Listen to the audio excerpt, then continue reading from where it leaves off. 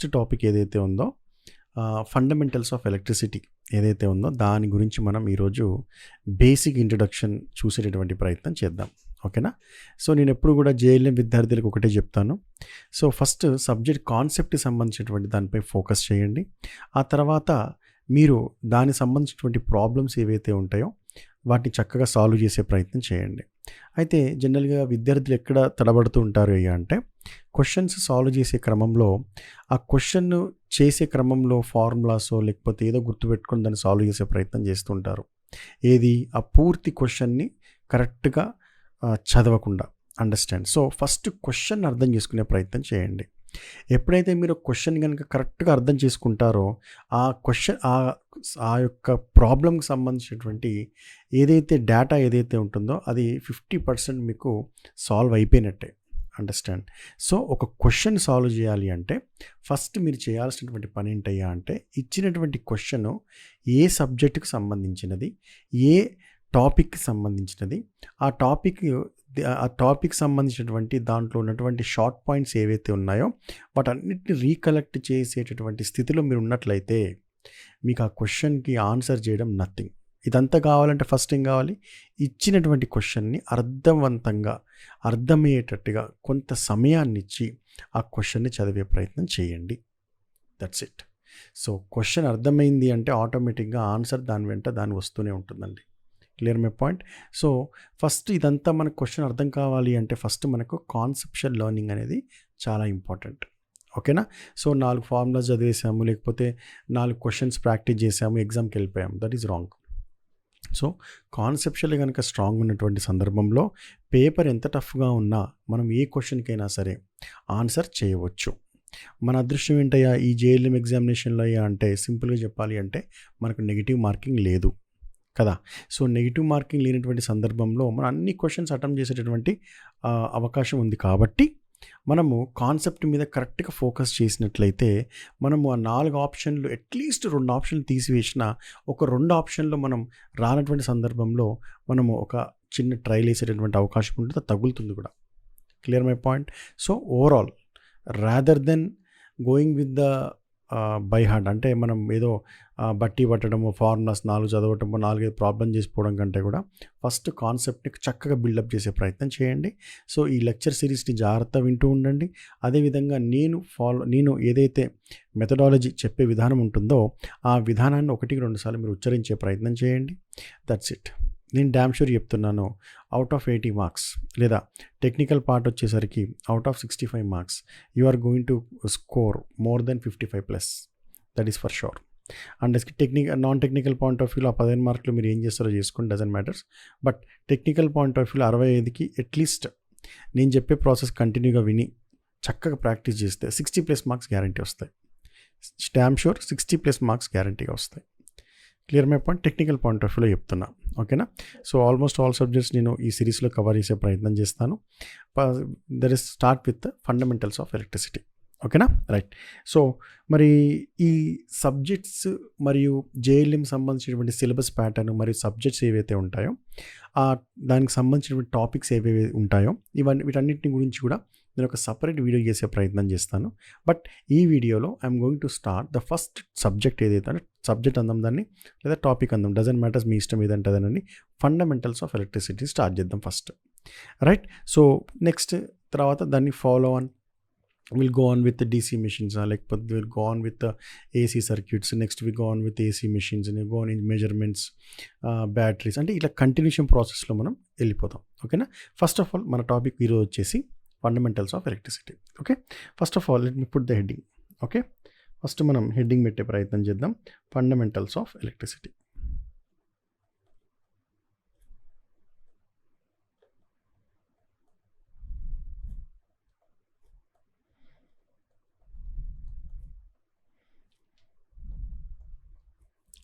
So ఈ fundamentals of ఎలక్ట్రిసిటీకి సంబంధించి ఈ టాపిక్లో మనం మోర్ ఓవర్ డిస్కస్ చేసేదంతా కూడా DC circuitry. Simple point, understand. So elements యొక్క ఇంట్రడక్షన్ మరియు DC సర్క్యూట్ సంబంధించినటువంటి కనెక్షన్ ప్యాటర్న్ మరియు ఓమ్స్ లా సంబంధించి లేకపోతే కిర్చాఫ్ లా సంబంధించి ఒక సర్క్యూట్ ఇచ్చినప్పుడు మనం ఏ విధంగా వోల్టేజ్ మరియు కరెంట్ కనుగొంటామో ఆ విధానాలన్నీ కూడా ఈ యొక్క ఫండమెంటల్స్ ఆఫ్ ఎలక్ట్రిసిటీలో మనం కంప్లీట్ చేసేస్తాం. Simple point. Clear my point. అదే ఎలిమెంట్స్ కనుక ఏసీ సప్లై ఇచ్చినప్పుడు మనం ఏసీ సర్క్యూట్ సంబంధించినటువంటి ఇన్ఫర్మేషన్ తర్వాత చూద్దాం. ఓకేనా. సో ఫస్ట్ ఆఫ్ ఆల్ నేను ఎలిమెంట్స్ అనే పదాన్ని వాడినప్పుడు లేదా డీసీ పారామీటర్స్ లేదా ఒక ఎలక్ట్రిసిటీలో ఉన్నటువంటి పారామీటర్స్ ఏవైతే ఉంటాయో వాటి గురించి మనకు సరిగ్గా లేదా పర్ఫెక్ట్గా ఒక అవగాహన వచ్చినప్పుడు ఏమవుతుందయ్యా అంటే మనము రేపు చదవబోయేటటువంటి సబ్జెక్ట్స్ లేదా ఈ సబ్జెక్ట్ ముగించిన తర్వాత స్టార్ట్ చేయబోయేటటువంటి సబ్జెక్ట్స్లో చక్కటి అవగాహన కలిగేటటువంటి అవకాశం ఉంటుంది. Clear my point. ఈ పాయింట్ని గుర్తుపెట్టుకోండి. సో మీరు జేఎల్ఎం ప్రిపేర్ అయ్యేటటువంటి సందర్భంలో ఫస్ట్ మీరు స్టార్ట్ చేయాల్సినటువంటి సబ్జెక్ట్ ఏదైనా ఉంది అంటే అది ఫండమెంటల్స్ ఆఫ్ ఎలక్ట్రిసిటీ. సో ఈ ఫండమెంటల్స్ ఆఫ్ ఎలక్ట్రిసిటీలో ఉన్నటువంటి పారామెట్రిక్ రిలేషన్స్ కానీ పారామెట్రిక్స్ యొక్క నామకరణాలు కానీ ఏవైతే ఉంటాయో వాటిని 1-2 సార్లు ఉచ్చరించినట్లయితే అవే పదాలు మళ్ళీ మళ్ళీ మళ్ళీ మనకు రాబో సబ్జెక్ట్స్లో రిపీట్ అవుతూ ఉంటాయి. అండర్స్టాండ్. సో రాబోయే సబ్జెక్ట్స్ అంటే అర్థం electrical machines, power systems, measurements, power electronics ఇవన్నీ ఏవైతే ఉన్నాయో ఆ సబ్జెక్ట్ మీకు అర్థం కావాలంటే ముందు ఆ పారామీటర్స్ అర్థం కావాలి కదా. అసలు ఆ పారామీటర్స్, ఆ నేమ్స్ ఏవైతే ఉంటాయో, ఆ నామిక్లేచర్ ఏదైతే ఉంటుందో ఫస్ట్ అసలు ఆ పేర్లు నీకు అర్థం లేనప్పుడు ఆ సబ్జెక్ట్ గురించి ఎట్లా చదువుతావు నువ్వు? అవునా కదా. చేస్తాను. ఎవరితోనైనా స్నేహం చేయాలి అంటే మొట్టమొదటిగా మనం ఏం చేస్తాం, మనం నీ పేరు ఏంటి అని అడుగుతాం. చేస్తారు. అదేవిధంగా సో ఒక మెషిన్ సబ్జెక్ట్ అర్థం కావాలన్నా, ఒక పవర్ సిస్టమ్ సబ్జెక్ట్ అర్థం కావాలన్నా దాంట్లో వాడుకలో ఉన్నటువంటి పారామెట్రిక్ ఏవైతే పదాలు ఉంటాయో ఆ పదాల యొక్క నామకరణాలు ఏవైతే ఉంటాయో వాటిని అర్థం చేసుకునేటువంటి సందర్భంలో నీకు సబ్జెక్ట్ అనేది ఫ్లో కంటిన్యూ అయిపోతుంది అనమాట. Clear my point. సో నేను చెప్పిన ప్రతి పాయింట్ని జాగ్రత్తగా అర్థం చేసుకునే ప్రయత్నం చేయండి. Clear right. సో ఇక్కడ ఫండమెంటల్స్ ఆఫ్ ఎలక్ట్రిసిటీలో ఫస్ట్ నేను ఏం చెప్తున్నాను, బేసిక్ ఎలిమెంట్స్ గురించి చెప్తున్నాను. సో బేసిక్ ఎలిమెంట్స్ మీద ఫోకస్ చేద్దాం first. Clear my point. So ఇక్కడ బేసిక్ ఎలిమెంట్స్ అనేసరికి నేను మొట్టమొదటి బేసిక్ ఎలిమెంట్ గురించి మాట్లాడాలి ఒక ఎలక్ట్రికల్ సర్క్యూట్లో అంటే మళ్ళీ చెప్తున్నాను, basic element in electric circuit ఏదైతే ఉంటుందో అండర్స్టాండ్. ఇంకొక పాయింట్, లాస్ట్ పాయింట్ ఏంటయ్యా అంటే ఈ యొక్క లెక్చర్ సిరీస్ మొత్తం కూడా తెలుగులోనే నడుస్తుందండి. అంటే ఇది ఎవరైతే తెలుగు మీడియం స్టూడెంట్స్ ఉంటారో వారికి కూడా సులభతరంగా అర్థమయ్యేటటువంటి విధానంతో నేను ఈ లెక్చర్ సిరీస్ని తయారు చేసే ప్రయత్నం చేస్తున్నాను. సో ఇంగ్లీష్ మీడియం విద్యార్థులకైతే ఆటోమేటిక్గా నామిక్లేచర్, టెర్మినాలజీ అంతా కూడా మీకు అలవాటు అయిపోతుంది కాబట్టి నేను చెప్పేది డెడ్ ఈజీ అర్థమైపోతుంది, no problem. But Telugu medium విద్యార్థికి వచ్చేసరికి నేను రాయబోయేటటువంటి విధానం ఏదైతే ఉంటుందో అది ఇంగ్లీష్ మీడియంలో ఉంటుంది. బట్ మీరు కరెంట్ని తెలుగులో అయినా ఇంగ్లీష్లో అయినా కరెంట్ అనే పిలుస్తారు కాబట్టి డజంట్ మ్యాటర్. సో నేను చెప్పేటటువంటి కాన్సెప్ట్ పైన ఫోకస్ చేసే ప్రయత్నం చేయండి. Clear my point. So English medium, Telugu medium అనే భేదం లేకుండా ఈ లెక్చర్ సిరీస్ మొత్తం వినే ప్రయత్నం చేయండి. కాన్సెప్ట్ని బిల్డప్ చేయండి first. Clear my point. At the end నేను ఏం చేస్తానంటే దానికి సంబంధించినటువంటి ప్రాబ్లమ్ సాల్వ్ చేసి చూపిస్తాను. సో నేను చెప్పేటువంటి కాన్సెప్ట్. ఇంకొక విషయం, మీ కాన్ఫిడెన్స్ బిల్డప్ అవ్వాలి అంటే ఒక్కసారి మనకు జరిగినటువంటి ఒక 3-4 ఇయర్స్ సంబంధించినటువంటి జేఎల్ఎం ఎగ్జామినేషన్ సంబంధించినటువంటి ప్రీవియస్ ఇయర్ పేపర్స్ ఏవైతే ఉన్నాయో దాంట్లో ఉన్నటువంటి క్వశ్చన్స్ని కూడా నేను మీకు సాల్వ్ చేసి చూపిస్తాను. అంటే మనం చదివింది ఏ లెవెల్లో ఉందో తెలవాలి కదా, సులభతరంగా ప్లస్ అదేవిధంగా మనకు కాన్సెప్చువల్గా స్ట్రాంగ్ ఉండాలి. Clear my point. ఇదొక రాకెట్ సైన్స్ అయితే కాదు. ఫస్ట్ మీకు మీరు అంటే ఒక కాన్ఫిడెంట్ని బిల్డప్ చేసుకునే ప్రయత్నం చేయండి. మళ్ళీ చెప్తున్నాను, ఎగ్జామ్ జేఎల్ఎం ఎగ్జామినేషన్ సంబంధించినటువంటి సమయం అంటే ఎగ్జామినేషన్ని క్రాక్ చేయాలి అంటే పట్టు సమయం జస్ట్ 3 to 4 months, అంతకుమించి అవసరమే లేదు. అండర్స్టాండ్. 6 months, 1 year, 2 years ఇదంతా బక్వాస్. Clear my point. జస్ట్ 3 నెలలు సిలబస్ కంప్లీట్ అవుతాం, 1 year practice, revision, test series, next jump in to the exam. That's it. Damn sure you are going to crack the exam. Clear.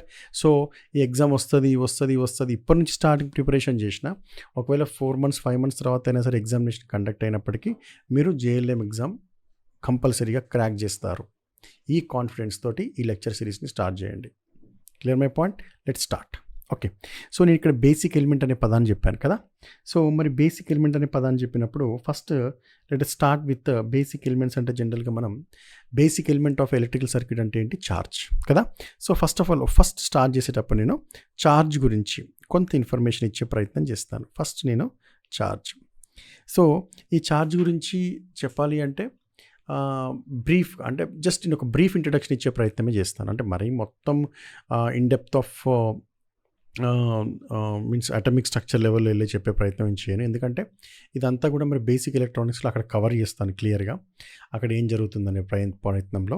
ఇక్కడ నాకు కావాల్సినటువంటి point ఏంటంటే fundamentals of ఎలక్ట్రిసిటీలో నాకు కావాల్సిన point ఒకటే, నాకు కావాలి ఇప్పుడు ఎలక్ట్రిసిటీ అని చెప్పిన, అంటే నీ ఇంట్లో ఎలక్ట్రిసిటీ ఉందా లేదా అంటాడు ఎవడన్నా అన్నాడు. అంటే ఎలక్ట్రిసిటీకి సంబంధించినటువంటి సినానిమ్ ఏమవుతుంది, కరెంట్ అవుతుంది. బరాబర్. అంటే నీ ఇంట్లో కరెంట్ ఉందా లేదా అనేటటువంటి పదాన్ని ఇక్కడ వాడడం జరుగుతుంది. సో కరెంట్ ఉంది అంటే ఎలక్ట్రిసిటీ ఉన్నట్టు, కరెంట్ లేదు అంటే నీ ఇంట్లో ఎలక్ట్రిసిటీ లేనట్టు. కరెక్ట్. సో ఇక్కడ సినానిమ్ అంటే ఎలక్ట్రిసిటీ అనే పదాన్ని మనం కరెంటుతో పోల్స్తాం. Simple point. ఒక లేమన్ కూడా ఇది అడుగుతాడు, నీ ఇంట్లో కరెంట్ ఉందా రబాయ్ అంటాడు. అంటే అర్థం నీ ఇంట్లో ఎలక్ట్రిసిటీ ఉందా లేదా. అంటే ఇక్కడ ఎలక్ట్రిసిటీ పాయింట్ ఆఫ్ వ్యూలో చదువుతున్నటువంటి సందర్భంలో నువ్వు బై డిఫాల్ట్ నీ ఫోకస్ అంతా దేని మీదకి వెళ్ళిపోతూ ఉంటుంది, కరెంట్ యొక్క ప్రవాహం. సింపుల్ పాయింట్, కరెంట్ యొక్క ప్రవాహం. సో కరెంట్ యొక్క ప్రవాహం అనే పదం వాడాను అనుకోండి, అరే బై కరెంట్ అంటే ఏందని అడిగింది అనుకోండి, ఎలక్ట్రాన్స్ యొక్క ప్రవాహం అంటాం. అరే ఎలక్ట్రాన్స్ యొక్క ప్రవాహం అంటే అసలు ఎలక్ట్రాన్ అంటే ఏంది రబాయ్ అని అడుగుతాడు. నెక్స్ట్ అండర్స్టాండ్, ఈ ఎలక్ట్రాన్ ఎక్కడ ఉంటుందని అడుగుతాడు. అండర్స్టాండ్, ఈ ఎలక్ట్రాన్కి ఎంత ఛార్జ్ ఉంటుంది రబాయ్ అంటాడు. ఈ ఎలక్ట్రాన్కి సంబంధించి ఎన్ని కేజీల మాస్ ఉంటుంది రబాయ్ అంటాడు.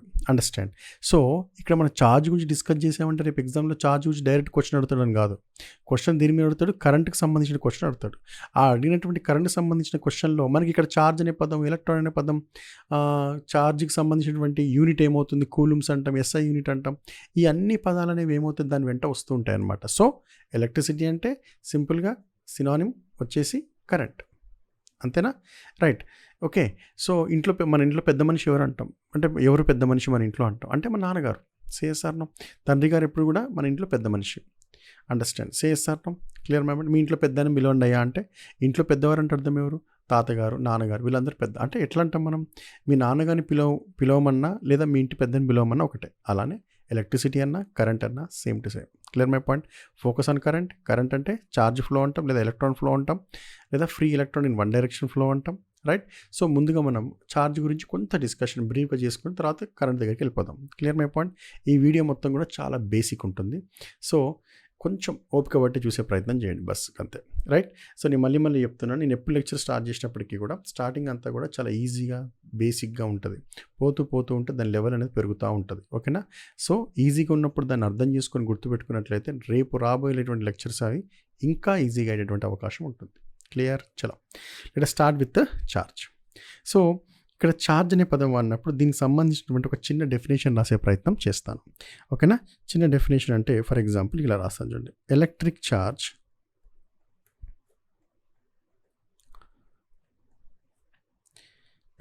చార్జెస్ ఆర్ ద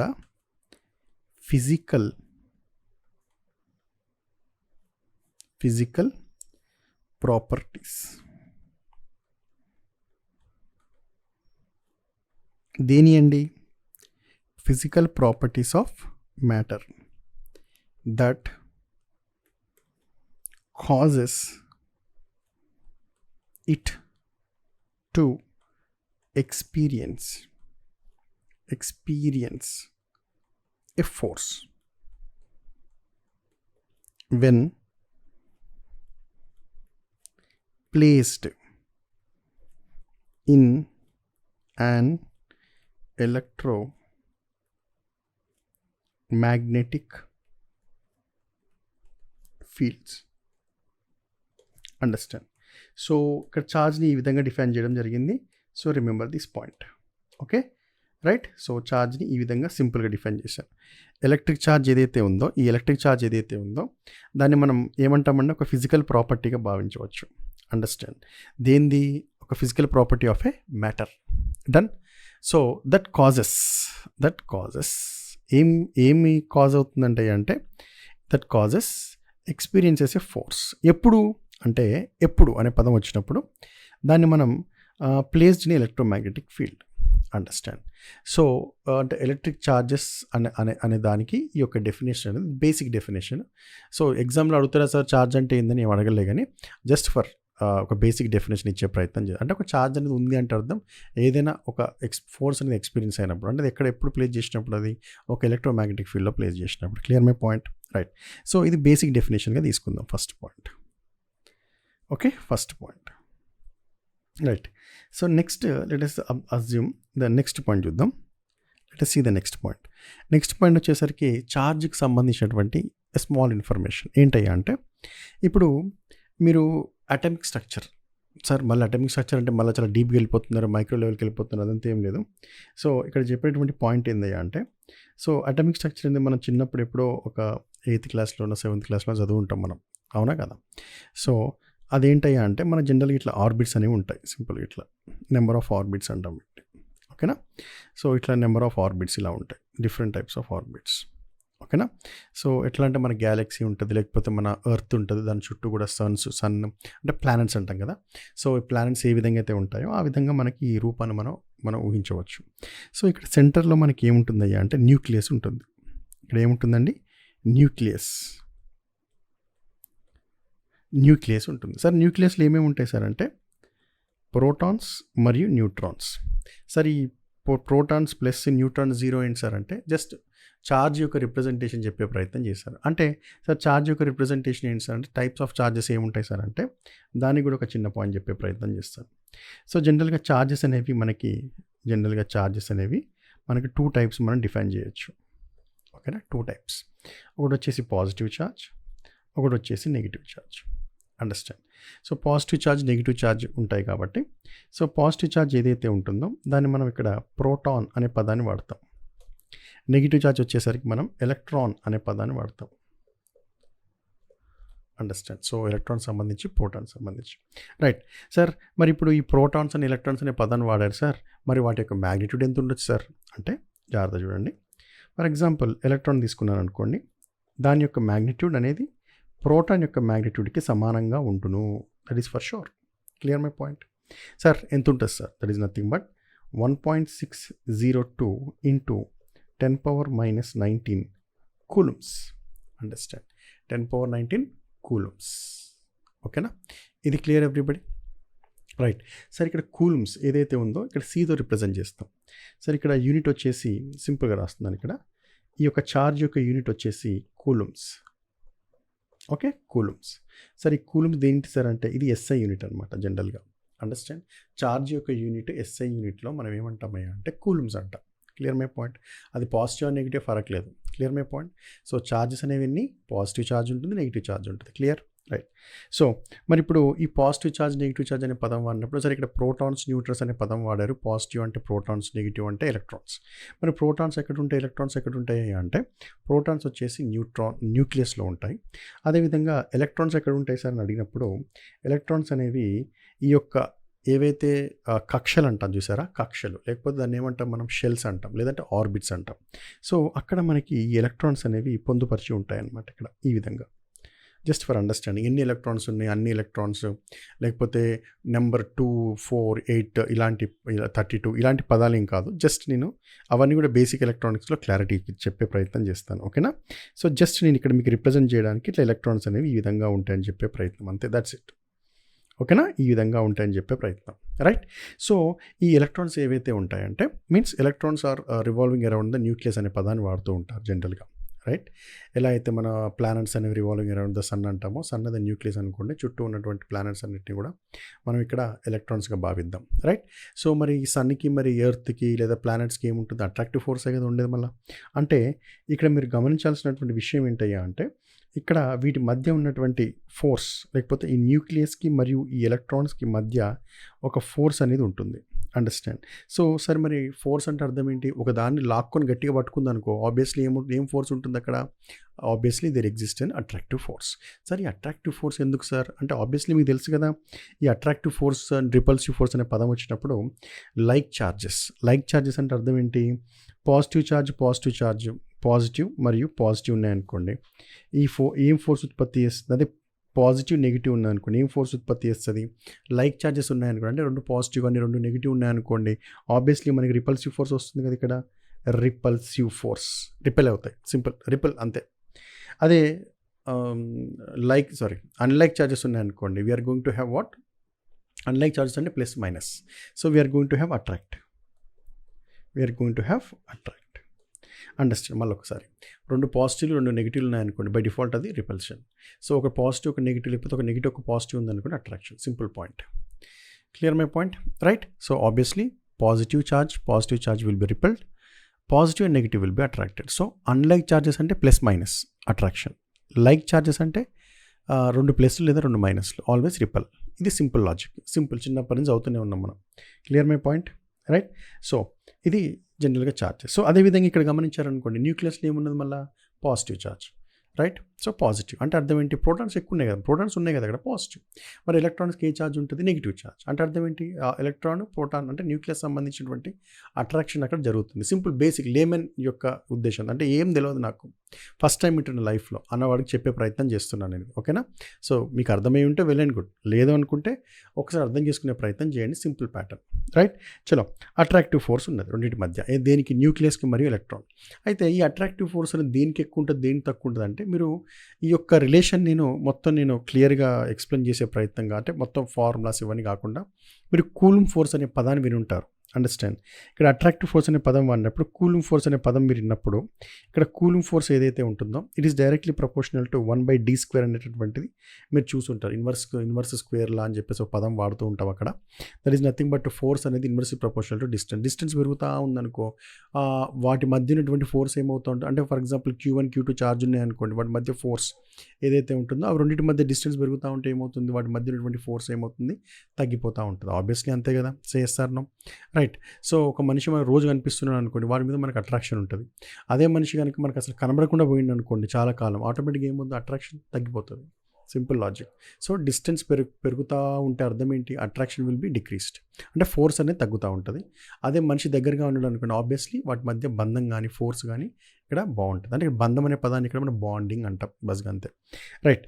సో ఇక్కడ మనకు పదాలు కూడా కొన్ని వాడుతూ ఉంటాడు. ఏంటయ్యా అంటే, ఇప్పుడు దూరంగా ఉన్న ఎలక్ట్రాన్ అనే పదం వాడాను. ఏం చెప్పాను, ఇక్కడ అన్ని ఎలక్ట్రాన్స్ డిఫరెంట్ ఆర్బిట్స్, ఒక 4-5 ఆర్బిట్స్ ఉన్నాయనుకో, దగ్గరున్న ఆర్బిట్లో ఉన్నటువంటి ఎలక్ట్రాన్ దగ్గరగా ఉంది కాబట్టి వాటి న్యూక్లియస్కి మరి ఎలక్ట్రాన్కి మధ్య ఉన్న ఫోర్స్ చాలా చక్కగా ఉంటుంది. అదేవిధంగా వాటి మధ్య బాండింగ్ కూడా అద్భుతంగా ఉంటుంది. క్లియర్?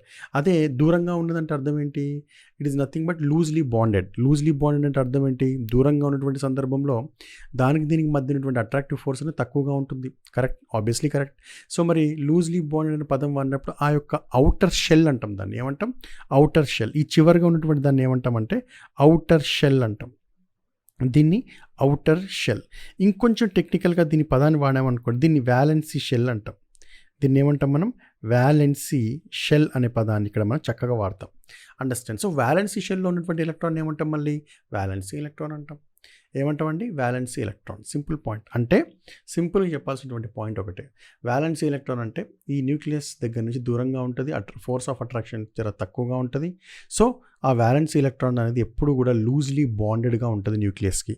సో చిన్న టచ్ ఇచ్చామనుకోండి, జస్ట్ లైక్ దట్, చిన్న ఫోర్స్ అప్లై చేసినాం అనుకో, టక్కుమని ఎలక్ట్రాన్ ఏదైతే వ్యాలెన్సీ షెల్లో ఉంటుందో టక్కుమని ఆ యొక్క బంధాన్ని నుంచి బయటకు వచ్చేస్తుంది అనమాట. చేస్తాను ఇప్పుడు ఏమర్థమైపోయింది, చిన్న మూమెంట్. అండర్స్టాండ్? సరే, ఇక్కడ చిన్న మూమెంట్ అంటే మరి ఫోర్స్ అప్లై చేశారా సార్ అంటే, ఆబ్వియస్లీ ఫోర్స్ అప్లై చేయాలి కదా. మనం ఒక బంధాన్ని తెంచాలంటే ఆబ్వియస్లీ మనం ఒక ఎక్స్టర్నల్ ఫోర్స్ అప్లై చేయాలి కదా. మళ్ళీ సార్ ఈ ఎక్స్టర్నల్ ఫోర్స్ ఎట్లా అప్లై చేద్దాం అంటే, మస్తు రకాలుగా మనం ఎక్స్టర్నల్ ఫోర్స్ అప్లై చేయొచ్చు. సింపుల్గా చెప్పాలి అంటే, ఒక టెంపరేచర్ రీచ్ చేసినప్పటికీ కూడా మనకు ఆబ్వియస్లీ ఎక్స్టర్నల్ ఫోర్స్ అనేది ఏమవుతుంది, అప్లై అయిపోతుంది. సో ఎప్పుడైతే ఎక్స్టర్నల్ ఫోర్స్ అప్లై అవుతుందో ఆబ్వియస్లీ ఆ చివర్లో ఉన్నటువంటి ఎలక్ట్రాన్ యొక్క బంధం న్యూక్లియస్తో చాలా వీక్గా ఉండడం వల్ల ఆ ఎలక్ట్రాన్ అనేది టక్మని బయటకు వచ్చి అవతల పడుతుంది. రైట్? సో ఏదైతే బంధం చాలా వీక్గా ఉండి ఆ ఎలక్ట్రాన్ అనేది బయటకు వస్తుందో ఆ ఎలక్ట్రాన్ని మనం ఏమని పిలుస్తామయ్యా అంటే, ఫ్రీ ఎలక్ట్రాన్ అనే పదాన్ని వాడతాం. ఇక్కడ ఏం వాడతామండి, free electron. Clear my point? So ఇక్కడ ఫోర్స్ అనేది ఎక్కువ అవసరం లేదు, టెంపరేచర్ పెంచి, లేకపోతే 2 ఆటమ్స్ కొలైడ్ అయినాయి అనుకో, ఆబ్వియస్లీ అవుటర్ షెల్లో ఉన్నటువంటి ఎలక్ట్రాన్స్ బంధం లేదా బాండింగ్ అనేది చాలా వీక్గా ఉన్నది కాబట్టి ఆ షెల్లో ఉన్న ఎలక్ట్రాన్ బయటకు వచ్చేస్తుంది. అప్పుడు ఆ ఎలక్ట్రాన్ అనేది ఏమవుతుంది, ఫ్రీ ఎలక్ట్రాన్గా మారుతుంది. ఆ ఫ్రీ ఎలక్ట్రానే మనకి ఇక్కడ ఆయుధం అంటే ఏంటి సార్ అంటే, ఇక్కడ సింపుల్గా చెప్పే ప్రయత్నం ఏంటయ్యా అంటే, ఈ యొక్క కరెంట్ ఫ్లో అంటాం చూసారా, కరెంట్ అని. సో ఈ ఫ్లో అంటే కరెంట్ ఎలా డిఫైన్ చేస్తాం మనం, ఫ్లో ఆఫ్ ఎలక్ట్రాన్స్ అంటాం. యాక్చువల్లీ ఫ్లో ఆఫ్ ఎలక్ట్రాన్స్ అనకూడదు, ఏమనాలి, ఫ్లో ఆఫ్ ఫ్రీ ఎలక్ట్రాన్స్ అనాలి. ఏమనాలి, ఫ్లో ఆఫ్ ఫ్రీ ఎలక్ట్రాన్స్. అంటే ఏ ఎలక్ట్రాన్ అయితే ఎటువంటి బంధానికి లోన్ అవ్వకుండా ఫ్రీగా గాలికి తిరుగుతూ ఉందనుకోండి, అంటే ఉదాహరణ చెప్తున్నాను. సో ఏదైతే ఫ్రీ ఎలక్ట్రాన్స్ ఉంటుందో ఆ ఫ్రీ ఎలక్ట్రాన్ యొక్క కదలిక ఒక దిశలో ఉన్నట్ల సందర్భంలో ఆ ఎలక్ట్రాన్ కాంట్రిబ్యూట్ చేస్తుంది దేనికి, కరెంట్ యొక్క ఉత్పాదనకి. అన్నది definition of current. Clear my point, right? ఇప్పుడు సార్ ఈ యొక్క మెటీరియల్లో ఫ్రీ ఎలక్ట్రాన్స్ యొక్క విలువలు చాలా అద్భుతంగా ఉన్నాయి సార్ అంటే దాంట్లో ప్రవహించే కరెంట్ యొక్క విలువ అద్భుతంగా ఉంటుంది. సో అటువంటి మెటీరియల్ని మనం ఏమనంటామయ్యా అంటే కండక్టర్స్ అంటాం. అంటే ఎన్ని మోర్ ఫ్రీ ఎలక్ట్రాన్స్ ఉంటే దాని యొక్క కండక్షన్ అంటే కరెంట్ యొక్క ప్రవాహన యొక్క విలువ అధికంగా ఉంటుందన్న విషయాన్ని గుర్తుపెట్టుకోండి. సో అదంతా కూడా మన క్లాసిఫికేషన్ ఆఫ్ మెటీరియల్స్లో పర్ఫెక్ట్గా చదివే ప్రయత్నం చేద్దాం. ఇప్పుడు దాన్ని డిస్టర్బ్ చేసే అవసరం లేదు. క్లాసిఫికేషన్ ఆఫ్ మెటీరియల్స్లో మన కండక్టర్స్ అంటే ఏంటి, సెమీ కండక్టర్స్ అంటే ఏంటి, లేకపోతే ఇన్సులేటర్స్ అంటే ఏంటి, ఇవన్నీ కూడా మనం క్లియర్గా తెలుసుకుందాం. బట్ ఇక్కడ నాకు కావాల్సిందల్లా పాయింట్ ఒకటే. ఫస్ట్ మీకు ఫ్రీ ఎలక్ట్రాన్స్ అంటే ఏంటో క్లారిటీ వచ్చేసింది. ఆ ఫ్రీ ఎలక్ట్రాన్ అనేది కారణము లేదా కారణభూతుడు. ఎప్పుడు ఆ ఫ్రీ ఎలక్ట్రాన్ యొక్క కదలిక జరిగినప్పుడే మనకు ఎలక్ట్రికల్ కరెంట్ అనేది కండక్షన్లోకి వస్తుంది. ఇది first point. Clear my point. ఇప్పుడు రెండో పాయింట్ ఏంటయ్యా అంటే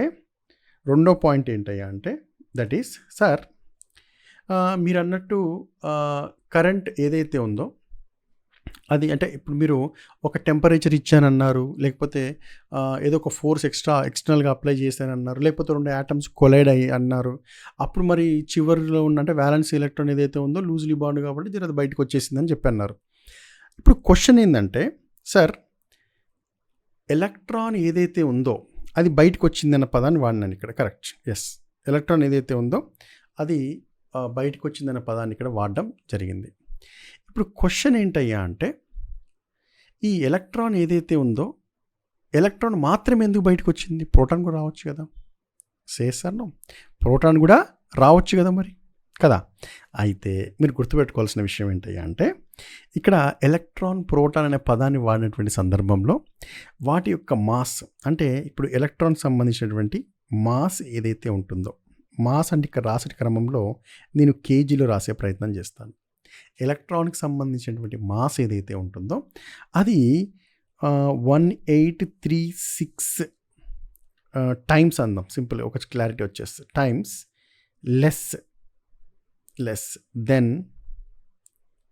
లెస్ దెన్ ద ప్రోటాన్ యొక్క మాస్. దేంట్లో కొలుస్తున్నాను ఇక్కడ? కేజీలలో. అండర్స్టాండ్. సో అంటే చెప్పడం ఒకటే పాయింట్ ఇక్కడ. మాస్ ఆఫ్ ద ప్రోటాన్ ఏదైతే ఉంటుందో మాస్ ఆఫ్ ద ప్రోటాన్ అనేది అధిక మాస్ కలిగి ఉంటుంది, అంటే చాలా ఎక్కువ కేజీలు కలిగి ఉంటుంది. ఎన్ని మార్లు అని అడిగినప్పుడు 1836 అంటే 1836 మార్లు ఇక్కడ ప్రోటాన్ యొక్క మాస్ యొక్క విలువ ఎలక్ట్రాన్స్ కంటే బరువుగా ఉంటుందన్న విషయాన్ని గుర్తుపెట్టుకోండి. అంటే ఇప్పుడు ఉదాహరణకి అల్కగా ఉందనుకో ఉఫ్ అంటే ఎగిరిపోతుంది, అవునా కదా. అదే బరువుగా ఉంటే దానిపైన ఎక్స్టర్నల్గా ఫోర్స్ అప్లై చేయాలి మళ్ళీ, అవునా కదా. సో మరి ఎలక్ట్రాన్ యొక్క మాస్ గమనించినట్లయితే ప్రోటాన్స్ కంటే 1000 మార్లు తక్కువనే ఉంది కదా. మళ్ళీ 1000 మార్లు అంటే 1836 మార్లు తక్కువనే ఉంది కదా దాని యొక్క మాస్. సో మనం అప్లై చేసే ఫోర్స్ చిన్న ఫోర్స్ అయినా సరే ఎలక్ట్రాన్స్ అనేది ఈజీగా బయటకు వచ్చేస్తుంది, కదిలిపోతుంది. కాబట్టి ఇక్కడ ఒక టెంపరేచర్ రైజ్ అనేది చాలు మనకి సింపుల్గా. Done everybody. So temperature rise అనేది చేసినట్లయితే ప్రోటాన్స్ కదిలించడం కష్టం. అఫ్కోర్స్ ప్రోటాన్ని కదిలించి కూడా మనం పని చేయొచ్చు, కానీ ప్రోటాన్ని కదిలించాలి అంటే అధికమైనటువంటి ఫోర్స్ని అప్లై చేయాల్సినటువంటి అవకాశం ఉంటుంది. ఎందుకంటే దాని యొక్క మాస్ అనేది చాలా చాలా ఎక్కువగా ఉంటుంది. దేనికంటే? ఎలక్ట్రాన్ కంటే. ఎంత ఎక్కువ ఉంటుందయ్యా అంటే 1836 మార్లు ఎక్కువగా ఉంటుంది కాబట్టి. Clear my point. ఇక అది ఎలక్ట్రాన్ యొక్క మాస్ ఎంత, ప్రోటాన్ యొక్క మాస్ ఎంత, వాటి యొక్క వ్యత్యాసం ఎంత, ఇదంతా అవసరం మనకి. బట్ ఈ యొక్క పాయింట్ గుర్తుపెట్టుకోండి. సో ఇక్కడ మనకు కదిలించగలిగినది లేదా తక్కువ ఫోర్స్ అప్లై చేసి మనం అటు ఇటు కదిలించగలము అనుకున్నట్లయితే అది ఒక ఎలక్ట్రాన్ మాత్రమే. Clear, right. ఇంకొక పాయింట్ చెప్పే ప్రయత్నం చేస్తాను, జాగ్రత్త చూడండి. ఉదాహరణకి నేనేం చెప్పాను? ఎలక్ట్రాన్స్ మరియు ప్రోటాన్స్ సంబంధించినటువంటి ఛార్జ్ యొక్క విలువలు సేమ్ ఉంటాయని చెప్పాను కదా. ఎలక్ట్రాన్స్ అంటే ఏం పెడతారు? మైనస్ పెడతారు. అదే ప్రోటాన్స్ అంటే ఏం పెడతారు? ప్లస్ పెడతారు. అంటే ఉదాహరణకి ఇక్కడ చూడండి, ఇక్కడ లాస్ట్ సైడ్లో ఇక్కడ మీరు ఛార్జ్ ఎంత చెప్పి ఇక్కడ -1.602 × 10⁻−19 రాసినాం అనుకో అది ఎలక్ట్రాన్ అవుతుంది. అదే ప్లస్ 1.602 × 10⁻−19 కూలమ్స్ అని రాస్తే అది ప్రోటాన్ అయిపోతుంది. బస్ అంతే, అంతకుమించి ఇన్ఫర్మేషన్ అవసరం లేదు. ఇంకొక పాయింట్ ఏం చెప్పిన ఇక్కడ నేను, ఇంకొక పాయింట్, ఈ యొక్క మాస్ ఆఫ్ ద ప్రోటాన్ అనేది ఎలక్ట్రాన్ కంటే కూడా 1836 మార్లు ఎక్కువగా ఉండడం మూలాన నువ్వు అప్లై చేసేటటువంటి ఫోర్స్కి లేదా తక్కువ ఫోర్స్కి ఎలక్ట్రాన్ అనేది చక్కగా కదిలిపోతుంది, అటు ఇటు తిరుగుతుంది హ్యాపీగా. సేసాను రైట్ చలో. సో ఈ యొక్క ప్రోటాన్ అనేది బరువుగా ఉండడం మూలాన లేదా మాస్ అనేది ఎక్కువ ఉండడం మూలాన అది న్యూక్లియస్లోనే స్థిరంగా అక్కడే ఉండిపోతుంది, దాన్ని కదిలించడం కుదరదు. Clear my point. సో ఇప్పుడు మరి గాలి తిరిగేటోడు ఎవడు? ఇప్పుడు సింపుల్గా ఈజీగా తిరిగేటోడు ఎవడు చెప్పండి? ఎలక్ట్రాన్. సో నువ్వు ఏం చేయాలన్నా సరే ఎలక్ట్రాన్ని కదిలించడమే నీ యొక్క ఫస్ట్ టాస్క్. కరెక్ట్ చలో. ఇప్పుడు ఉదాహరణ చేద్దాం. ఇప్పుడు ఏమని చెప్పినా ఎలక్ట్రాన్ల యొక్క సంఖ్య ప్రోటాన్ల యొక్క సమానంగా ఉన్నటువంటి సందర్భంలో, అంటే ఉదాహరణకి ఎలక్ట్రాన్ల యొక్క సంఖ్య మరియు ప్రోటాన్ల యొక్క సంఖ్య సేమ్ ఉన్నప్పుడు ఆ బాడీ ఏ స్థితిలో ఉంటుందయ్యా అంటే న్యూట్రల్ బాడీ అంటాం. దాన్ని ఏమంటాం మనం? న్యూట్రల్ బాడీ అనే పదాన్ని వాడతాం. ఇక్కడ గుర్తుపెట్టుకోండి, ఏం బాడీ అది? Neutral body. ఒకవేళ ఎలక్ట్రాన్ల యొక్క సంఖ్య అని చెప్తున్నా, అంటే నెంబర్ ఆఫ్ ఎలక్ట్రాన్స్ అని అర్థం. సో ఒకవేళ ఎలక్ట్రాన్ల యొక్క సంఖ్య కనుక ప్రోటాన్ యొక్క సంఖ్య కనుక అది అధికంగా ఉన్నటువంటి సందర్భంలో ఆ యొక్క బాడీని మనం ఏమంటాం? ఎలక్ట్రాన్ యొక్క సంఖ్య ఎక్కువ ఉందంటే ఆబ్వియస్లీ నెగిటివ్ ఛార్జ్ ఎక్కువగా ఉందంటే అర్థం అదా. సో దాన్ని ఏమంటాం అంటే నెగిటివ్లీ ఛార్జ్డ్ బాడీ అంటాం. ఏమంటాం? నెగిటివ్లీ ఛార్జ్డ్ బాడీ అనే పదాన్ని ఇక్కడ వాడడం జరుగుతుంది. బస్ గంత, అంతకుమించి పాయింట్ అవసరం లేదు. ఇప్పుడు నెక్స్ట్ పాయింట్కి మీరే చెప్పాలా ఏంటయ్యా అంటే, ఉదాహరణకి ఎలక్ట్రాన్ల యొక్క సంఖ్య అనేది ప్రోటాన్ల యొక్క సంఖ్య కంటే తక్కువ ఉన్నటువంటి సందర్భంలో ఆ బాడీ ఏ ఛార్జ్లో ఉంటుంది అని అడిగినప్పుడు, మరి పాజిటివ్ ఛార్జ్ అంటే ప్రోటాన్లు ఎక్కువ అంటే పాజిటివ్ ఛార్జ్ సంఖ్య ఎక్కువ ఉన్నప్పుడు ఖచ్చితంగా అది ఏ ఛార్జ్డ్ బాడీ అవుతుంది? పాజిటివ్లీ ఛార్జ్డ్ బాడీ అవుతుంది. బస్ గంతే, that's it. So positive charged body. బరాబర్. Clear my point. రైట్. ఇప్పుడు ఇంకొక ఉదాహరణ చెప్తా చూడండి జాగ్రత్తగా. ఇంకొక ఉదాహరణ చూద్దాం.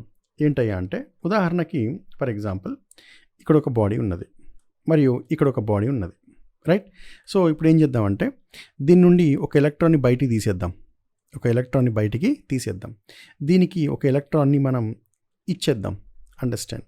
సో మొదటిగా బాడీ యొక్క స్థితి ఏమిటి? Neutral body. ఓకేనా. ఇప్పుడు ఎలక్ట్రాన్ని మీరు తొలగించారు, ఒక అవుటర్ షెల్ నుంచి ఎలక్ట్రాన్ తీసి పడేసారు అనుకుందాం. సో ఎప్పుడైతే ఒక ఎలక్ట్రాన్ తీసేసినప్పుడు సందర్భంలో ఇక్కడ స్థితి ఏమవుతుంది చెప్పండి? ఇక్కడ మనకి ప్రోటాన్ల యొక్క సంఖ్య అధికంగా ఉంటుంది కదా. మరి ప్రోటాన్ల యొక్క సంఖ్య అధికంగా ఉన్నటువంటి సందర్భంలో ఆ బాడీ ఏం ఛార్జ్డ్ అవుతుంది? అది పాజిటివ్లీ ఛార్జ్డ్ బాడీ అవుతుంది. ఏం ఛార్జ్డ్ బాడీ? అది పాజిటివ్లీ ఛార్జ్డ్ బాడీ అవుతుంది. ఇప్పుడు ఆల్రెడీ న్యూట్రల్గా అంటే అర్థం ఏంటి? ప్రోటాన్లు ఎలక్ట్రాన్ల యొక్క సంఖ్య సమానంగా ఉన్నటువంటి సందర్భంలో మీరు ఇప్పుడు ఒక ఎలక్ట్రాన్ ఎక్స్ట్రాగా యాడ్ చేసే ప్రయత్నం చేశారు. ఇప్పుడు ఏ సంఖ్య ఎక్కువ ఉంటుంది? ఎలక్ట్రాన్ల సంఖ్య ఎక్కువ ఉంటుంది. బరాబర్. సో మరి ఎలక్ట్రాన్ల యొక్క సంఖ్య ఎక్కువ ఉన్నటువంటి సందర్భంలో ఇప్పుడు మరి negative charge positive charge body, అది నెగిటివ్లీ ఛార్జ్డ్ బాడీ. సో ఇది ఏం ఛార్జ్డ్ బాడీ అంటాం మనం? నెగిటివ్లీ ఛార్జ్డ్ బాడీ అంటాం. బస్ గంతే. అండర్స్టాండ్. ఇప్పుడు క్వశ్చన్ అడుగుతా, ఏందయ్యా అంటే, బాబు మీరు ఈ యొక్క బాడీ నెగిటివ్లీ ఛార్జ్డ్ బాడీయా, పాజిటివ్లీ ఛార్జ్డ్ బాడీయా, లేకపోతే న్యూట్రల్ బాడీయా అని ఎలా చెప్పగలుగుతున్నారు? ఎలక్ట్రాన్ల యొక్క తొలగించడం, ఎలక్ట్రాన్లను యాడ్ చేయడం మాత్రమే. ప్రోటాన్స్ని ఎక్కడన్నా మీరు కింద మీద చేసినరా? మీరు ఏం చేయలే. ప్రోటాన్స్ టచ్ చేసిరా? మీరు టచ్ కూడా చేయలే. ప్రోటాన్స్ ఎప్పుడు అక్కడే స్థిరంగా ఉంటాయి. కానీ ఎలక్ట్రాన్స్ ఏమవుతాయి? ఆ బాడీ నుంచి ఈ బాడీకి, ఈ బాడీ నుంచి ఆ బాడీకి ట్రాన్స్ఫర్ అవుతూ ఉంటాయి. సో ఆ ఎలక్ట్రాన్ల యొక్క ట్రాన్స్ఫర్ అవుతున్నటువంటి సందర్భంలో ఒక్కొక్కసారి బాడీ పాజిటివ్లీ ఛార్జ్డ్ బాడీ అంటాం, ఒక్కొక్కసారి అదే బాడీని మనం నెగిటివ్లీ ఛార్జ్డ్ బాడీ అంటాం. అంటే ఇక్కడ తక్కువ ఫోర్స్కి కదిలేటటువంటి తత్వం ఉన్నది ఎవరు? ఎలక్ట్రాన్స్. అంటే ఎలక్ట్రాన్స్ యొక్క మోషన్ లేదా ఎలక్ట్రాన్స్ యొక్క మూమెంట్ని మనం గమనించేటటువంటి ప్రయత్నం చేయాలా.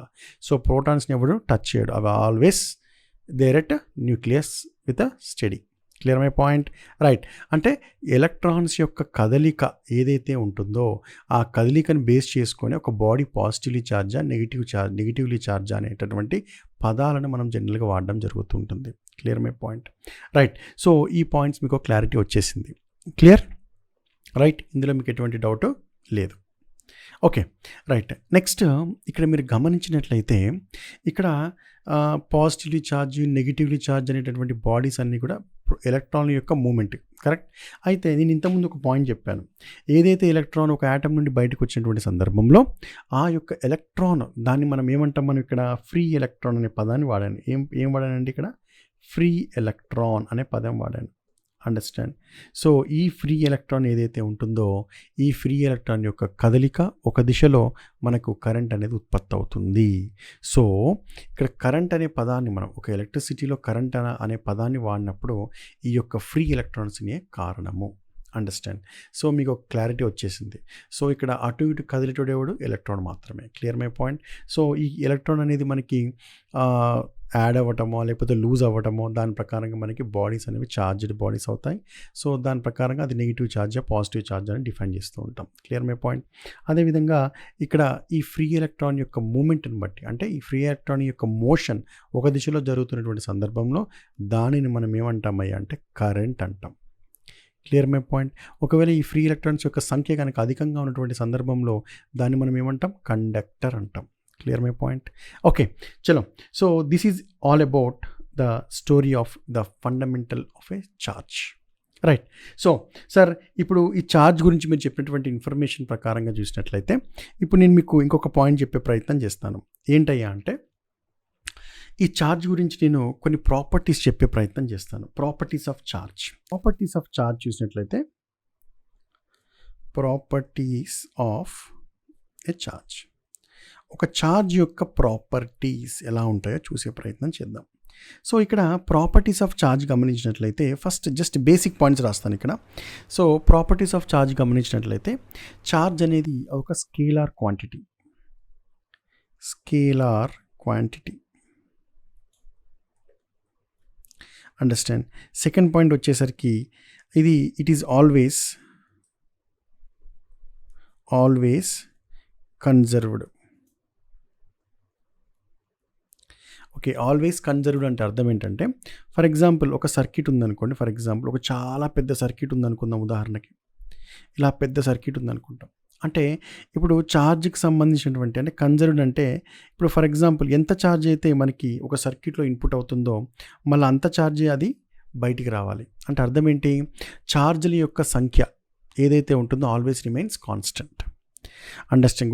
గుర్తుపెట్టుకోండి. Neither created not destroyed but it always transferred from one circuit to another circuit. గుర్తుపెట్టుకోండి, ఈ పాయింట్ చాలా ఇంపార్టెంట్. ఛార్జ్ నువ్వు నాశనము చేయలేవు, సృష్టించలేవు, కానీ ఒక సర్క్యూట్ నుంచి మరొక సర్క్యూట్కి నువ్వు ట్రాన్స్ఫర్ మాత్రం చేయగలవు. So that is the reason it is always conserved. ఈ పాయింట్ గుర్తుపెట్టుకునే ప్రయత్నం చేయండి. అదేవిధంగా ఇక్కడ అదే ఆల్జిబ్రిక్ సమ్మ కూడా మనకి సమానంగా ఉంటుందన్నమాట. అంటే ఛార్జ్ యొక్క విలువలు గమనించినట్లయితే. నెక్స్ట్ ఇక్కడ ఛార్జ్కి సంబంధించి క్వాంటైజ్డ్ అనే పదం వాడతాను. Always quantised.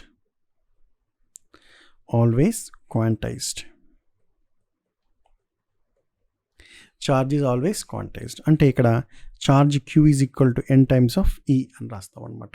ఇక్కడ n అంటే ఏంటయ్యా అంటే ఇంటీజర్. n అనేది ఏంటమ్మా ఇక్కడ ఇంటీజర్. అండర్స్టాండ్. సో ఇక్కడ E అనేది ఏదైతే ఉంటుందో అది ప్రోటాన్ అవ్వచ్చు, ఎలక్ట్రాన్ అవ్వచ్చు, doesn't matters. It may be positive or negative ఏదైనా అవ్వచ్చు. Understand. It might be something like proton అవ్వచ్చు, లేకపోతే పాజిటివ్ అవ్వచ్చు, లేదా it might be something negative అవ్వచ్చు. It doesn't matters. మీన్స్ మరి ఛార్జ్ అంటే ఒక ఛార్జ్ ఆఫ్ ఇప్పుడు పాజిటివ్ అంటే ఏమంటాం మనం జనరల్గా ప్రోటాన్ అంటాం. ఓకేనా. నెగిటివ్ అంటే ఏంటంటాం మనం జనరల్గా ఎలక్ట్రాన్ అంటాం. ఓకేనా. ఇది ఒక ఛార్జ్. కరెక్ట్. రైట్. సో ఇక్కడ నెంబర్ ఏదైనా నెంబర్ ఇక్కడ గుర్తుపెట్టుకోండి. It's must be quantised. అంటే డెసిమల్ టైప్లో కాకుండా క్వాంటైజ్ నెంబర్ ఉండాలి ఇక్కడ. It must be an integer అనమాట. అది. So remember this expression. Okay, remember this expression. Right. So like this. Okay. Right. So ఇక్కడ ఒక్కొక్కసారి ఇక్కడ మనకి ప్లస్ ఆర్ మైనస్ అనే పదాన్ని కూడా వాడుతూ ఉంటారు. సో ఇక్కడ జాగ్రత్తగా గమనించండి. Plus or minus. Understand. So Q is equal to plus or minus. ఇక్కడ మళ్ళీ రాస్తాను చూడండి జాగ్రత్తగా. Q is equals to plus or minus n into E ఇలా రాస్తాం. ఓకేనా. Right. So this is what about ఛార్జ్కి సంబంధించి. Clear my point. So next ఇప్పుడు ఛార్జ్కి సంబంధించి మీరు యూ కెన్ ఫైండ్ అంటే సార్ ఒక ఛార్జ్కి అంటే charge is equals to plus or minus n into E అనమాట. ఓకేనా. So these are some of the points with respect to properties of charge. ఇంతకు మించి ఇన్ఫర్మేషన్ అవసరం లేదు ఛార్జ్ గురించి. Clear my point. Right. So that's all about a charge. So మరి ఈ సెషన్లో మనం ఏమేం చదువుకున్నాం ఒక్కసారి just for 1 minute I'll revise it. So ఛార్జ్కి సంబంధించి ఒక డెఫినేషన్ ప్యాటర్న్ చూసాము. అదేవిధంగా ఛార్జ్కి సంబంధించి డిస్కషన్లో మనం అటామిక్ స్ట్రక్చర్ ఏ రూపంలో ఉంటుంది చూసాం. అందులో మనకి ఎలక్ట్రాన్స్, న్యూట్రాన్స్, ప్రోటాన్స్ అని ఉంటాయి. ప్రోటాన్స్కి వచ్చేసి పాజిటివ్, ఎలక్ట్రాన్స్కి వచ్చేసి నెగిటివ్ అని చూసాం. ఏదైతే న్యూట్రాన్ ఉంటుందో దానికి వచ్చేసి నథింగ్ బట్ దానికి ఛార్జ్ అనేది 0 ఉంటుందని చూసాం. అదేవిధంగా ఇక్కడ మీరు గమనించినట్లయితే మ్యాగ్నిట్యూడ్ ఆఫ్ చార్జెస్ అంటే ఎలక్ట్రాన్ కానీ ప్రోటాన్ కానీ వచ్చేసి 1.0602 × 10⁻⁹ కూలుమ్స్ అని చూసాము. ఆ కూలుమ్స్ అనేది ఛార్జ్ యొక్క యూనిట్, అది SI యూనిట్ అనమాట. Clear my point, right. Next ఇక్కడ లైక్ ఛార్జెస్ ఏవైతే ఉంటాయో, దట్ మీన్స్ లైక్ ఛార్జెస్ అంటే సేమ్ అనమాట. So always ripple, unlike charges will be attracted to each other అనే పాయింట్ కూడా చూసాం, రైట్. ఎప్పుడైతే మీరు ఇక్కడ మూమెంట్ కానీ గమనించినట్లయితే ప్రోటాన్ అనేది కదలదు, ఎందుకంటే దానికి మాస్ అనేది ఎక్కువగా ఉంటుంది ఎలక్ట్రాన్ కంటే. ఎంత ఎక్కువ ఉంటుంది సార్ అంటే 1836 టైమ్స్ అనేది ఎక్కువ ఉంటుంది అనమాట. అంటే 1836 మార్లు ప్రోటాన్ యొక్క మాస్ అనేది ఎలక్ట్రాన్ కంటే మాస్ కంటే కూడా ఎక్కువగా ఉంటుంది. Understand. So mass of a proton, mass of electron గుర్తుపెట్టుకోవాల్సిన అవసరం కూడా లేదు. బట్ ఇక్కడ ఎలక్ట్రాన్ మాత్రమే కదులుతుంది, ప్రోటాన్ ఎందుకు కదలదు అని చెప్పే క్రమంలో మనకి ఈ పాయింట్ అనేది ఇక్కడ చెప్పడం జరిగింది, రైట్. సో నెక్స్ట్ ఇక్కడ గమనించినట్లయితే ఇక్కడ ఒక బాడీలో కనుక సంఖ్యను గమనించినట్లయితే ఇప్పుడు ఎలక్ట్రాన్ యొక్క సంఖ్య ప్రోటాన్ యొక్క సంఖ్య సమానంగా ఉన్నటువంటి సందర్భంలో ఆ యొక్క బాడీ అనేది న్యూట్రల్గా ఉంటుంది. ఒకవేళ ప్రోటాన్ యొక్క సంఖ్య ఎక్కువ ఉందనుకోండి, పాజిటివ్లీ ఛార్జ్, ఎలక్ట్రాన్ యొక్క సంఖ్య అనేది కనుక ప్రోటాన్ కంటే ఎక్కువ ఉన్నటువంటి సందర్భంలో అది నెగిటివ్లీ ఛార్జ్ అంటాం. సో అదేవిధంగా ఒక బాడీ అనేది ఛార్జ్డ్ లేదా ఛార్జ్ అయింది అంటే పాజిటివ్ అండ్ నెగిటివ్ చెప్పాలి అంటే ఓన్లీ అండ్ ఓన్లీ ఎలక్ట్రాన్ యొక్క కదలిక. రెండో పాయింట్ ఏంటయ్యా అంటే ఎప్పుడైతే ఒక ఎలక్ట్రాన్ అనేది ఒక యాటమ్ నుంచి బయటకు వచ్చినప్పుడు దాన్ని ఫ్రీ ఎలక్ట్రాన్ అంటాం. ఈ యొక్క ఫ్రీ ఎలక్ట్రాన్ ఏదైతే ఉంటుందో దాని యొక్క మోషన్ లేదా దాని యొక్క మూవ్స్ ఇన్ వన్ డైరెక్షన్, లేకపోతే ఒక దిశలో ప్రయాణిస్తున్నటువంటి సందర్భంలో మనకి కరెంట్ యొక్క కండక్షన్ అనేది జరుగుతుంది. అదే ఫ్రీ ఎలక్ట్రాన్స్ యొక్క సంఖ్య ఎక్కువ ఉన్నప్పుడు దాన్ని మనం కండక్ట్ అనే పదాన్ని వాడుతూ ఉంటాం అన్నమాట. క్లియర్. అదేవిధంగా ఇంకొక పాయింట్ కూడా చెప్పిన ప్రాపర్టీస్ ఆఫ్ ఛార్జెస్ గురించి చెప్పినట్లయితే కోర్స్ ఇంకొన్ని ప్రాపర్టీస్ ఉండవచ్చు, కానీ బేసిక్ ప్రాపర్టీ చెప్పే ప్రయత్నం చేశాను ఇక్కడ. దాని నథింగ్ బట్ ఇక్కడ ఒక it is a scalar quantity అని చెప్పాను. నథింగ్ బట్ ఇంకోటి it is a always conserved అని చెప్పాను. అంటే ఛార్జ్ యొక్క సంఖ్య అనేది ఎప్పుడు remains constant in any circuit. Okay. అదేవిధంగా ఆల్వేస్ క్వాంటైజ్డ్, అంటే ఇప్పుడు ఇక్కడ క్వాంటైజ్డ్ అంటే ఇక్కడ ఆల్వేస్ ఇన్ టర్మ్స్ ఆఫ్ అంటే క్వాంటైజ్డ్ అంటే Q is equal n into n రాస్తాం, where n is nothing but integer, where is nothing but plus or minus. అంటే ఇప్పుడు ప్లస్ ఆర్ మైనస్ అంటే అర్థం ప్రోటాన్స్ ఎలక్ట్రాన్స్ అనేది దాని మ్యాగ్నిట్యూడ్ డిపెండ్ అవుతుంది, వేర్ ఆ యొక్క మ్యాగ్నిట్యూడ్ ఆల్వేస్ రిమైన్స్ ఎంత అండి 1.602 × 10⁻⁻19 కూలమ్స్. Correct, right. సో దీని మీద రేపు మళ్ళీ నెక్స్ట్ వీడియోలో డిస్కషన్ కంటిన్యూ చేద్దాం. Thank you so much. Have a great day.